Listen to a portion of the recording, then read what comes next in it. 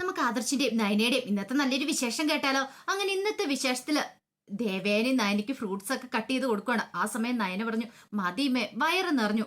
അത് പറഞ്ഞിട്ട് കാര്യമില്ല, നന്നായിട്ട് കഴിക്കണം. അതെ, മോൾക്ക് ആരോഗ്യം ഉണ്ടാവണ്ടേ, ഫ്രൂട്ട്സ് ഒക്കെ നന്നായിട്ട് കഴിക്കണം. അതോടൊപ്പം തന്നെ മോളുടെ വയറ്റിൽ കിടക്കുന്ന കുഞ്ഞിനും ആരോഗ്യം വേണ്ടേ? അമ്മ, ഇപ്പൊ തന്നെ വയറ് നന്നായിട്ട് നിറഞ്ഞു. വയറൊക്കെ ആണെങ്കിൽ എന്തോ പോലെ ചെറുതായിട്ടൊരു വയറുവേനയൊക്കെ എടുക്കുന്നുണ്ട്. ഏ, എന്തേലും പ്രശ്നമുണ്ടോ മോളെ? അങ്ങനെയാണെങ്കിൽ ഹോസ്പിറ്റലിൽ പോ. അങ്ങനെ കുഴപ്പമൊന്നും ഇല്ലമ്മേ. അതിനോട് അതിനോർത്ത് അമ്മ പേടിക്കൊന്നും വേണ്ട എന്നൊക്കെ ദേവേനോട് പറഞ്ഞു. ആ സമയം ജലജ അവിടെ പാത്തും പതുങ്ങി നിൽക്കുന്നുണ്ട്. ഇതൊക്കെ ജലജ കേൾക്കുന്നുണ്ടായിരുന്നു. അപ്പോഴേക്കും ദേവേനി പറഞ്ഞു, മോളെ നീ ജ്യൂസ് മാത്രമല്ലേ കുടിച്ചുള്ളൂ, പിന്നെ ഇതും കൂടെ കഴിച്ചാൽ എന്താ? ജ്യൂസ് കുടിച്ചില്ലേ അമ്മേ, ഇനിയിപ്പൊ ഇതിന്റെ ആവശ്യമില്ല. ഇപ്പൊ തന്നെ വയറ് നന്നായിട്ട് നിറഞ്ഞെന്ന് പറയാം. മോളെ ഇതൊക്കെ കഴിച്ചാലോ കുഞ്ഞിന് നല്ല കളറൊക്കെ വെക്കുള്ളൂ. പിന്നെ അതെ, എനിക്കും ആദർശനും അത്യാവശ്യം കളറൊക്കെ ഉണ്ടല്ലോ, ആ കളറ് മതി. അത് പോരാ, അതിനേക്കാളും കൂടുതൽ കളർ വേണം. അപ്പോഴേക്കും ജലജ അവിടെ നിന്നിട്ട് പറഞ്ഞു, സായിപ്പിന്റെ കുഞ്ഞല്ലേ എന്ന് വെച്ചാൽ ഉണ്ടാകാൻ പോന്നേ, അവർ കുഞ്ഞുണ്ടാകാൻ പോന്നു. കുഞ്ഞു പോയിട്ട് ഒന്നും ഉണ്ടാകത്തില്ല, കണ്ടു. അവസാനം ഇവളുടെ കുഞ്ഞ് ഇല്ലാതായി പോകത്തുള്ളൂ. ഈ സമയത്ത് ദേവേനി പറഞ്ഞു, മോളെ നന്നായിട്ട് ശ്രദ്ധിക്കണം കേട്ടോ. ശ്രദ്ധിക്കുന്നുണ്ടോന്നോ? ആദർശാണ് അമ്മയൊന്ന് വിളിച്ചു പറയണം. ആദർശാണാണെ അവിടെ ഇരുന്നിട്ട് ഒരു സമാധാനമില്ല.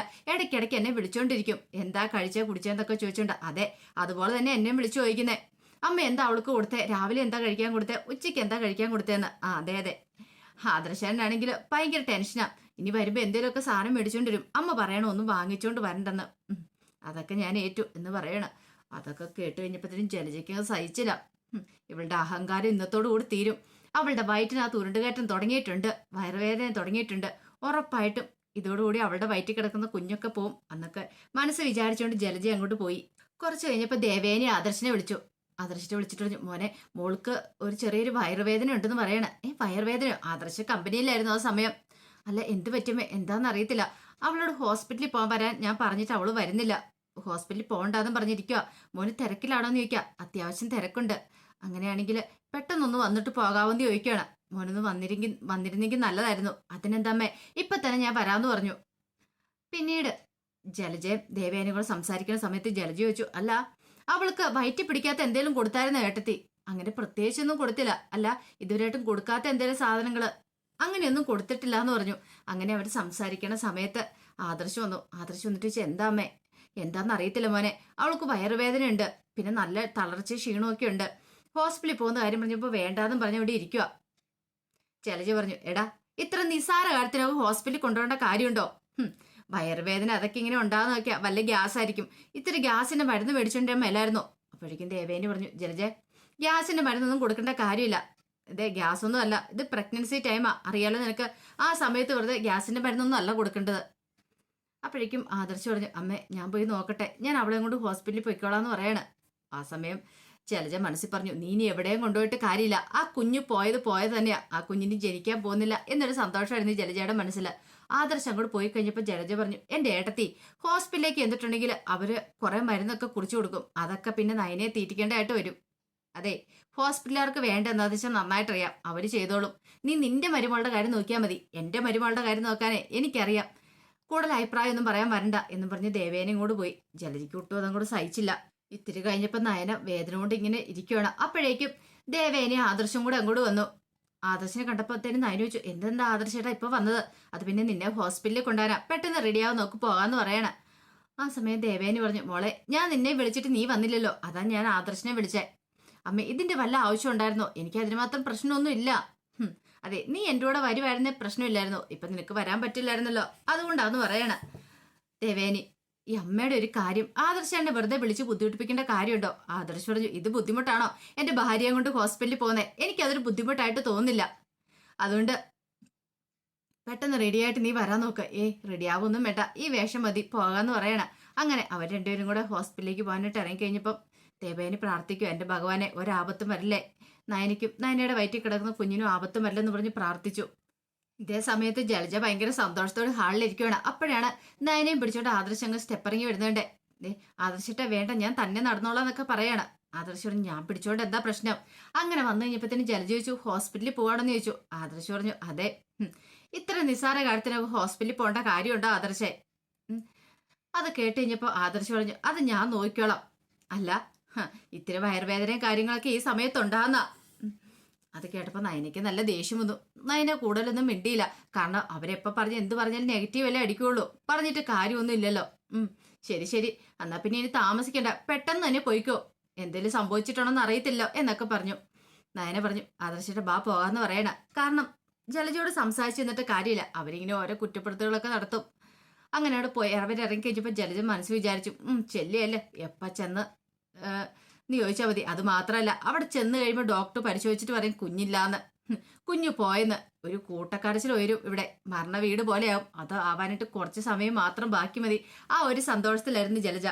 കുറച്ച് കഴിഞ്ഞപ്പോൾ ജലജ അബിയെ കാണാനായിട്ട് ജയിലിലേക്ക് വന്നു. അങ്ങനെ അബി വന്നു കഴിഞ്ഞപ്പോഴത്തേനും ജലജയ്ക്ക് സഹിച്ചില്ല. ആ മുഖം കണ്ടു കഴിഞ്ഞപ്പോഴത്തേനും അപ്പോഴേക്കും ജലജ പറഞ്ഞു, നീ പേടിക്കണ്ട മോനെ, നിന്നെ ഈ വിധമാക്കിയവരെ ഞാൻ വെറുതെ വിടാൻ പോകുന്നില്ല. അവർക്കിട്ടുള്ള പണി ഞാൻ കൊടുക്കുമെന്ന് പറയണം. അധികം വൈകാതെ അനന്തപുരി വീട് ഒരു മരണ വീടാവും. ആ നയന എന്ന് പറയുന്നവളുടെ വയറ്റിൽ കിടക്കുന്ന കുഞ്ഞ് അബോർട്ടായി പോവുകയും ചെയ്യും. അത് പുറത്തു വരാൻ പോകുന്നില്ലടാ. അത് കേട്ടതും അബിക്ക് ഭയങ്കര സന്തോഷം.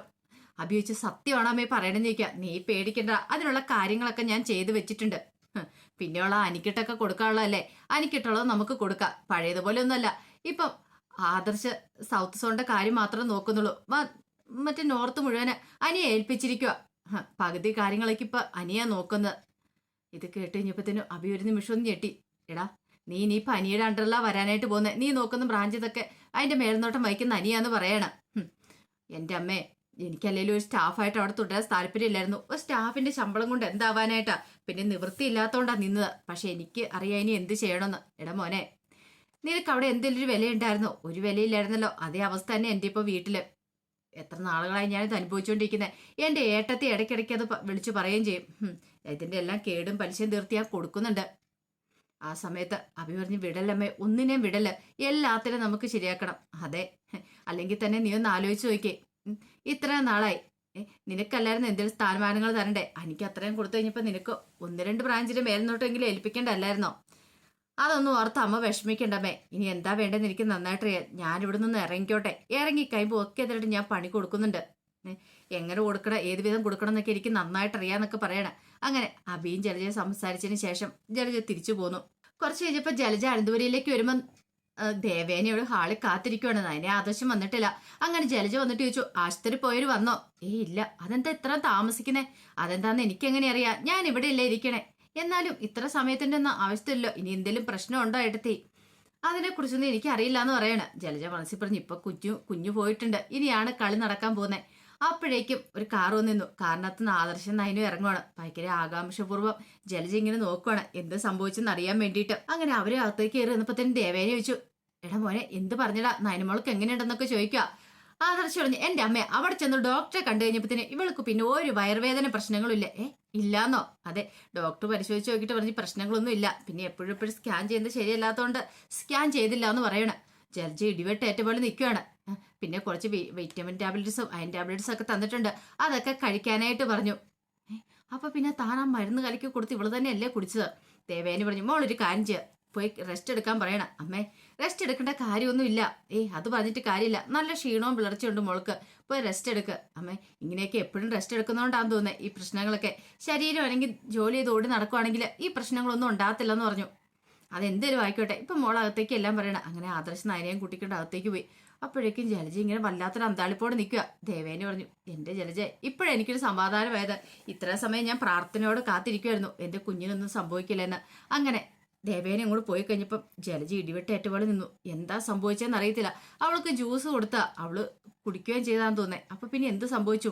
ഒരൊത്തും പിടിയും കിട്ടിയില്ല ജലജയ്ക്ക്. ഇതേ സമയം നവീനെ മുറ്റത്തെ ഗാർഡനിൽ വന്നിരിക്കുകയാണ്. അപ്പോഴേക്ക് സഹദേവൻ അങ്ങോട്ട് വന്നു. സഹദേവൻ വന്നിട്ട് ചോദിച്ചു, ഇതെന്താ കോടതിയിലും പോയില്ല, ഒരിടത്തും പോയില്ല, ഒരേ ഇരിപ്പും ചിന്തയൊക്കെയാണല്ലോ. എന്താ എനിക്ക് ഇവിടെ ഇരുന്ന് കൂടെ എന്ന് ചോദിക്കാം. അല്ല, ഇരിക്കാം, പിന്നെ എവിടെയാണ്ട് പോകാൻ റെഡി ആയിട്ടിരിക്കുന്ന കണ്ടല്ലോ. കോടതി പോകാതെ ഇത് എവിടെ പോകാനായിട്ടാ? അതൊക്കെ ഉണ്ട്. അല്ല, എന്നോട് പറഞ്ഞുകൂടെ? പോലീസ് സ്റ്റേഷൻ വരെ പോണെന്ന് പറയണ. പോലീസ് സ്റ്റേഷനിലോ? അതെന്തിനാ? അത് ഒരാളെ ജാമ്യത്തിൽ എടുക്കാനുണ്ട്. അതിന് വല്ല ജൂനിയറെ വല്ലത് വിട്ടാ പോരെ? അതൊന്നും പോരാ, ഞാൻ തന്നെ ചെല്ലണം. മനസ്സിലായി. ഇപ്പൊ ആരോ മനസ്സിൽ കൊളുത്തിയിട്ടുണ്ടല്ലേ? അപ്പൊ അതാണ് പ്രധാന പ്രശ്നം. ആരാ? ഡോക്ടറോ എഞ്ചിനീയറോ അങ്ങനെ എന്തെങ്കിലും ഒക്കെ ആണോ? മുത്തശ്ശന്റെ സ്വഭാവം അറിയാലോ. മുത്തശ്ശൻ എന്താണെങ്കിലും ഈ കാര്യങ്ങളൊക്കെ പറഞ്ഞു കഴിയുമ്പോ നല്ല ഉയർന്നു മുമ്പേ നോക്കത്തുള്ളൂ. ആ സമയം നവീൻ പറഞ്ഞു, അതെ എന്റെ അമ്മയ്ക്ക് ഇഷ്ടം തന്റേടിയായ പെൺകുട്ടികളല്ല, പാവം പെൺകുട്ടികളെയാ. പക്ഷെ എനിക്കിഷ്ടം എങ്ങനത്തെ പെൺകുട്ടിയാണെന്നറിയോ? ഇച്ചിരി നല്ല തന്റേടെ ഉള്ള പെൺകുട്ടികളെ എനിക്ക് ഇന്നത്തെ കാലത്ത് ഇഷ്ടം. കാരണം അങ്ങനെയുള്ള പെൺകുട്ടികൾ ഉണ്ടായിട്ടേ കാര്യമുള്ളൂ. അല്ലാതെ പേടിച്ചു പറിച്ചു നിന്നിട്ടൊന്നും ഇന്നത്തെ കാലത്ത് ജീവിക്കാൻ ഭയങ്കര ബുദ്ധിമുട്ടാന്ന് പറയാം. അപ്പോഴേക്ക് സഹദേവൻ പറഞ്ഞു, കൊള്ളാം കൊള്ളാം. അപ്പൊ അതാണല്ലേ. അപ്പൊ ഇനിയിപ്പോ ആ പെൺകുട്ടിയെ കാണാനും കൂടി ആയിരിക്കും ഈ പോക്കെന്നൊക്കെ പറയാണ്. നവീൻ പറഞ്ഞു, അതെ സമയമാകുമ്പോൾ ഞാൻ അതിനെക്കുറിച്ചൊക്കെ പറഞ്ഞോളാം. ഇപ്പോഴെന്താണെങ്കിലും സഹദേവൻ അങ്കിള് അതിനെക്കുറിച്ച് ഓർത്ത് ടെൻഷൻ അടിക്കണമെന്നൊക്കെ പറഞ്ഞിട്ട് നവീൻ അങ്ങോട്ടേക്ക് ഇറങ്ങിപ്പോയി. പിന്നീട് നവീൻ പോലീസ് സ്റ്റേഷനിലേക്ക് വന്നു കഴിഞ്ഞപ്പോഴത്തേനും നന്ദു പറഞ്ഞു, എന്റെ നവീനേട്ടാ ആ പുള്ളിക്കാരൻ എന്താ കാണിച്ചത്? ഒരാളെ വണ്ടി ഇടിപ്പിച്ചിട്ട് പിന്നെ അയാളെ ഹോസ്പിറ്റലിൽ കൊണ്ടുപോകുന്നതിന് പകരം നേരെ ഇങ്ങോട്ടേക്ക് വന്നു. അയാളാണ് കുറെ സമയം റോഡിൽ കിടന്നു, ഇപ്പോഴാണ് ക്രിട്ടിക്കൽ സ്റ്റേജിലാന്ന് പറയാണ്.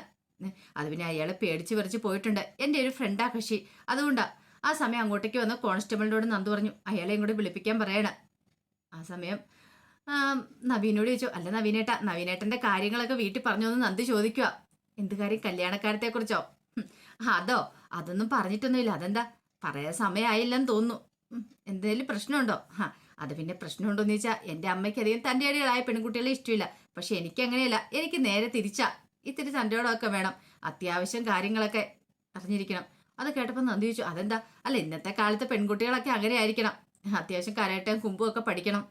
ഓഹോ, അപ്പൊ എന്നെ പോലെയാണോ? ആ, ഏകദേശം നന്ദുവിനെ പോലെ തന്നെ പറയാ എന്ന് പറയണ. അത് കേട്ട് കഴിഞ്ഞപ്പോ നന്ദുവിന് ഭയങ്കര സന്തോഷമായി. നന്ദു സന്തോഷത്തോടെ നവീനെ നോക്കുവാണ്. അപ്പൊ അതിന്റെ വിശേഷങ്ങളൊക്കെ ഇന്ന് കാണുന്നത്. ഇതിന്റെ ബാക്കി വിശേഷങ്ങളുമായിട്ട് വൈകുന്നേരത്തെ പ്രമോയി വരാട്ടോ. ഒരിക്കൽ കൂടി എല്ലാവർക്കും ശുഭദിനം നേർന്നുകൊണ്ട് നിർത്തുന്നു. നന്ദി.